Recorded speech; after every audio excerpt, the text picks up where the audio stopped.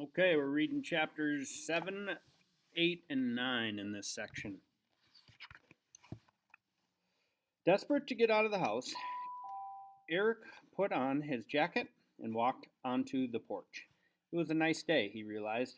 The sun shone, and the persistent wind of the night before had lowered to a whisper. He was amazed again by the prairie spreading so far in all directions, with no house in sight and no signs of other people.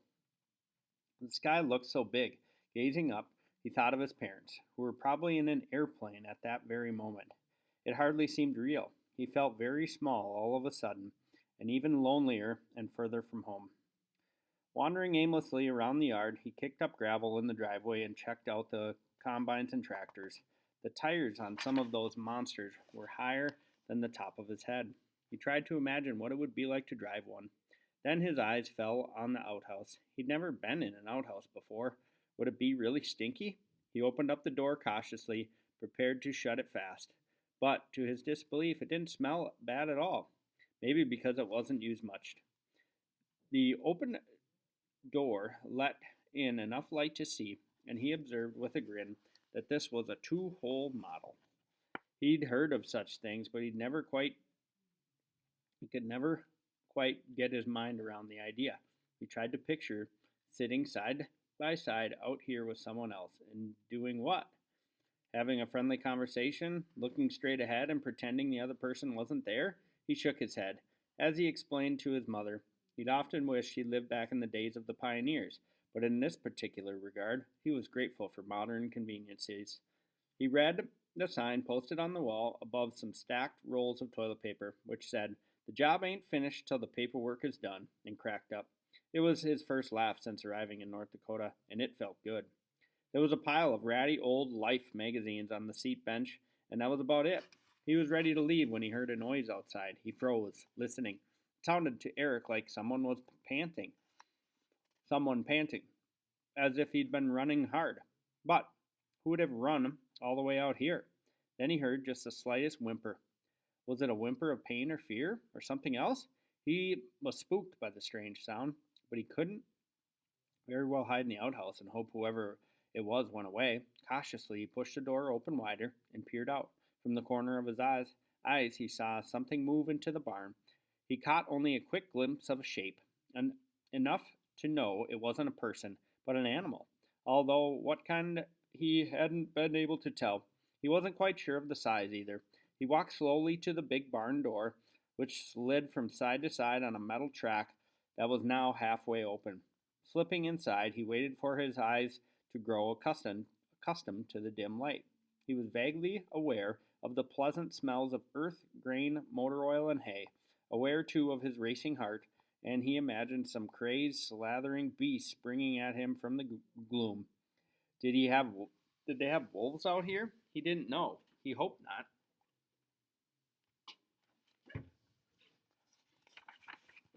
Soon he could pick out the forms of different objects: a workbench with tools, some shovels and rakes leaning against the wall, scraps of lumber, bales of hay, sacks of what he figured was fertilizer, and an old beat up car. Then, in the corner of the stacks of hay bales, he saw movement. Listening hard, he heard it again, panting, followed by a whimper and another. He looked in the vain for a light switch. Sliding the barn door all the way open to let in some daylight, he began walking very slowly toward the sound. Knowing that a cornered animal can be dangerous, he approached the hay bales from the side to leave the creature an escape route. If it didn't want him any closer, it could choose to run for the door rather than attack, he hoped. As he drew nearer, he could hear the animal panting harder and could see that it was shaking, but he still couldn't make out what it was. He wondered what kinds of animals lived out here and that he might not know about. How big were badgers and what did they look like? What about coyotes? Closer now, he could see that the animal was about the same size as a dog. Not a big dog, but not a small one either. Medium sized. Its fur was mottled and its head appeared dark, but there was something really, really odd looking about it. The creature whimpered in the earnest then and lifted its head, and the picture became clear. It was a dog, and sticking out from its muzzle were about 100 of what he immediately knew must be porcupine quills, whitish tan in color and an inch or two long. They covered the dog's entire nose and bristled angrily from its mouth and from the area close to its eyes. Eric gasped and stopped, horrified, not knowing what to do. He tried to remember what he'd read or heard about porcupine quills. He was pretty sure they had barbs at the ends that made them really difficult to pull out, and that they were terribly, terribly painful. It's going to be okay, boy, he said softly and soothingly. Don't worry. I'll figure something out. We'll fix you up, boy. Don't worry. Despite its obvious pain, the dog gazed at him, and he could scarcely believe it. Wagged the tip of its stubby tail back and forth several times. Then it rose unsteadily to its feet and looked at him uncertainly. Don't worry, boy, Eric said, trying to keep his voice low and reassuring in spite of his racing heart. I'm not going to hurt you anymore. He'd heard stories of people pulling out porcupine quills with pliers, but thinking about how much that would hurt the dog made him feel queasy inside. The idea of calling a vet raced through his mind, but he didn't know who to call, or whether vets even made house calls, especially for a kid they didn't know. Then he remembered that Oma had left the church phone number inside on the counter. I'm going to call for help, okay? Okay, boy? Don't worry, I'm not deserting you. I'll be right back, I promise. Okay, just hang on, okay? The dog gave a low whine, and Eric tore himself away. Afraid the dog might run off while he was gone, he closed the barn door and ran to the house. He dialed the number Oma had left and was momentarily taken aback when a strange woman answered, saying, Red Butt Lutheran Church. Is Oma? Is Eric panicked for a moment, unable to, for the life of him to think of Oma's real name. I'm looking for my grandmother. This'll be Eric then, the woman said. Yes, that's me. Is Oma there? You betcha she is, young man, the woman said kindly, and she's so happy you've come to visit. Why, she was just telling me how big you are, and how... Excuse me, Eric said desperately. I'm sorry to interrupt, but this is kind of an emergency. Oh, my goodness, just a minute. I'll get her. The phone clattered as she put it down, and Eric heard her call, Grace, you better put that down and down that crepe paper and come to the phone, quick, now. After a moment, Oma picked up the phone and said breathlessly, Eric, is that you? What happened? Are you all right? I'm fine, he said quickly. It's just that I found a dog. It's out in the barn, and its whole face is full of porcupine quills, and I didn't know what to do, and I wondered if you could call a vet or something. Oh, dear, said Oma. The poor thing. Let me think. I'll call our friend Bob Thompson and ask him if he'll come out to the house. He's a veterinarian. Eric felt suddenly weak with relief. Eric, listen to me, Oma went on. In the meantime, don't go near the dog, you hear? If it's in pain, you don't know what it might do. Okay, he said. I won't. He didn't mention that he'd already gone near the dog and it had done nothing more than wag its tail. Eric wasn't sure why, but he felt certain the dog wouldn't bite him.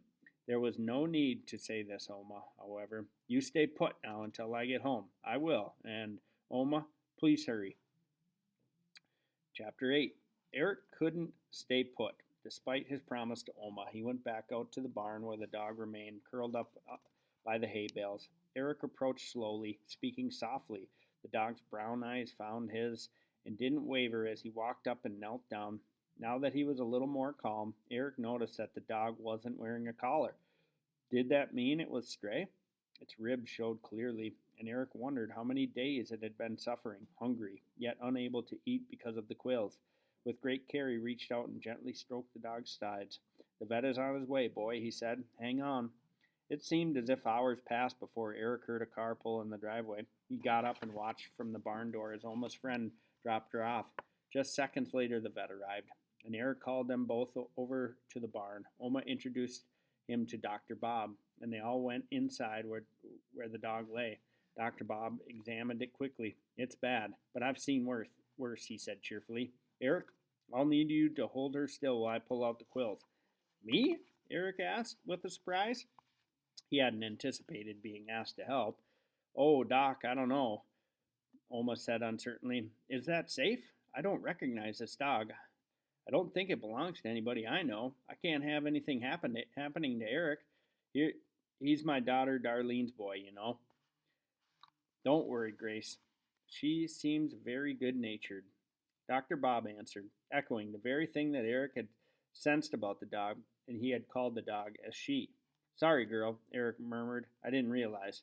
Some dogs react to pain and fear with aggression, Dr. Bob went on, but I think she's going to be okay. Looking at Oma, he added, if I'm wrong, I'll take her back to my office and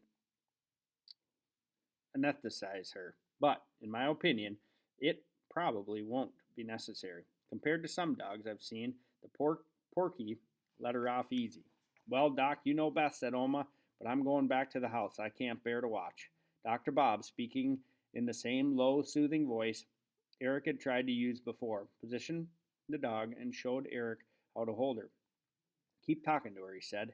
Eric did as he was told. Dr. Bob drew a pair of forceps from his bag, gripping firmly onto the base of the first quill, and pulled hard and fast. The dog flinched violently and yelped.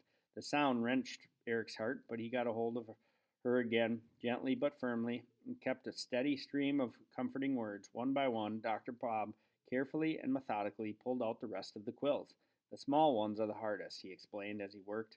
There's the ones that tend to break off. She's lucky. This must have been a pretty quick encounter. There aren't any in her tongue. Eric shuddered at the moment. Sometimes, the vet continued quietly, if the dog shakes a porcupine, the quills will get in the ears and all along the sides of their face and neck. Then, if they start to roll to relieve the pain, they end up driving the quills in further. Eric held on, very glad that this dog had been smart enough not to roll. He was happy, too, to note that after the first few quills went out, she'd begun to settle down. Never once did he fear she was going to bite him. Rather, she turned her head toward him for a moment with a look full of trust. He had the feeling that if she could talk, she would say, I know you don't mean to hurt me. I know you're trying to help. Such a brave girl, he groaned. Such a brave pup you are. Hang on now. It won't be much longer. Hang on. That's right. Hang on. That's good. Hang on. Good girl. Dr. Bob continued to talk to Eric as he worked. A lot of people think porcupines are nasty animals and that they actually shoot to throw their quills. But the truth is, they're gentle little guys who just want to be left alone. A person or another animal has to come in direct contact with their tail in order to get stuck. Those quills have barbs, right? Eric asked. Dr. Bob held up a quill so Eric could get a close look. There was no hook at the end, as he had imagined, but the tip looked stiff, sharp, and pointy. Another myth, Dr. Bob said matter-of-factly. There are tiny microscopic scales that point backwards, but no actual barbs. Thank goodness, he added. They're the devil to get out as it is. Finally, it was over. Dr. Bob gave the dog an injection of antibiotics, then he swabbed her face with alcohol, which she didn't like at all, followed by some antibiotic cream, which she seemed to like a lot. Dr. Bob laughed as she licked all the cream he had just applied.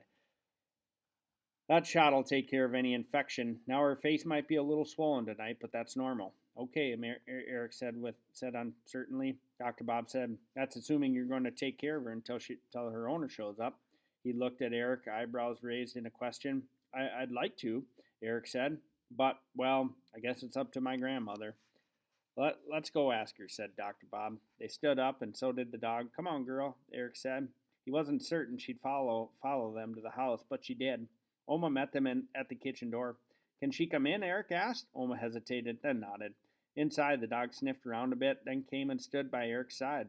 Dr. Bob said to Oma, that went really well, and I think she's going to be fine. Eric says he's willing to take care of her for now, if that's okay with you. Otherwise, I can take her with me. Oma's eyes grew wide. Then, blinking nervously, she said, well, I don't know. I've never seen this pup before, but I doubt it will be long until we track down her owner, Dr. Bob went on. I thought maybe she was a stray, said Eric. No, I think she must have just slipped her collar. She's a purebred German short-haired pointer. Pheasant season just opened. The sharp-tailed grouse season's been open for a while, so probably someone was hunting birds with her. Whoever it was will be looking for her for sure. She's a valuable dog. Oma considered this, a concerned expression on her face. Please, Oma, Eric whispered, can I? It's just, well, we haven't had a dog in over 30 years. When our dog Elvis died, Big Daryl said, no more dogs, so I don't know. Her voice drifted again, and she looked worried. I'll ask him, Eric rushed to say. The words were out before he realized it. The idea of facing Big Daryl with a request was more than a little intimidating, but he couldn't let the dog leave with Dr. Bob. If she left, Eric would never see her again. He knew it. Oma looked at him, her lips creased with worry. Then she turned to Dr. Bob, let out a long breath, and asked, "It'll most likely just be the one night, you think? Sometimes people abandon dogs, and that could be what's happened here. But as I said, I doubt someone would do that with a purebred pointer. A day or two should tell the story. She may have already been reported missing. I'll check with the police and Humane Society and my colleagues when I get back to the office." Well, then I suppose. Before she could think it over further, Eric wrapped her small frame in a rug. "Thanks, Oma." Afterwards, she looked flustered but pleased. "Well, that's settled then," Dr. Bob said. "If nobody's claimed her by Monday, I'll bring her in. I'll want to check her over anyway to make sure she's healing the way she would. If you want, you can leave her with me then, and I'll see what I can do about finding her a home." Oma nodded, looking relieved. Right now, she could use a good meal and plenty of water. She's not emaciated, but she's pretty thin. Probably hasn't been able to eat since she tangled with that porcupine. "Hey, Doc," said Eric. "You called her a pup? How old is she anyway?"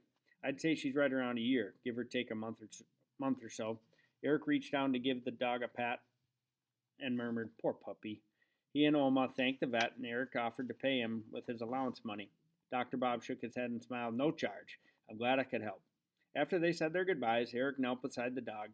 She licked his face, he laughed, and she looked at him with her left eyebrow lifted, which made her look so funny he laughed again. She answered with a sing-songy little howl, then danced backward for a few steps before coming back to lie down with her head in his lap. Eric rubbed behind her ears, and felt her body relax under his touch. Then she closed her eyes in what looked like pure contentment. Until this very moment, Eric hadn't even known he wanted a dog, but he wanted this dog so much it hurt to think of giving her up.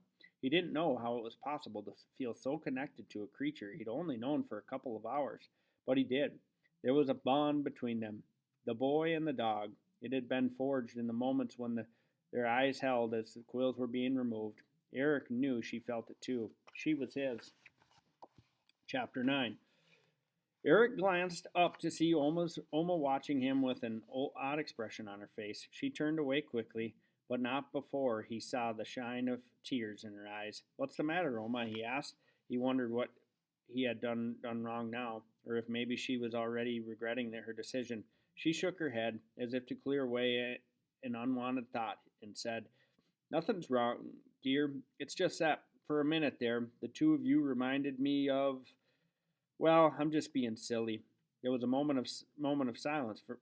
There was a silence for a moment. Then, before Eric could say anything, she changed the subject. "Dr. Bob said to feed her, poor thing, but I don't have any dog food. What shall we give her?" Oma considered this as she set a bowl of water on the floor. Then she snapped her fingers and said, "I know." She went to the freezer, took out a package wrapped in white paper, and held it up. "Ground venison," she said. "Best meat there is." "That's what my friend Patrick's father says," Eric told her. "I've never had it, though." "Oh, wait until you try it," said Oma, and she put the meat in a frying pan. "Your friend's father is right. Big Darrell used to get a deer every year until," once again she hesitated, then measured her words, "well, until he stopped hunting. Now Jim Lund gives us a share of his.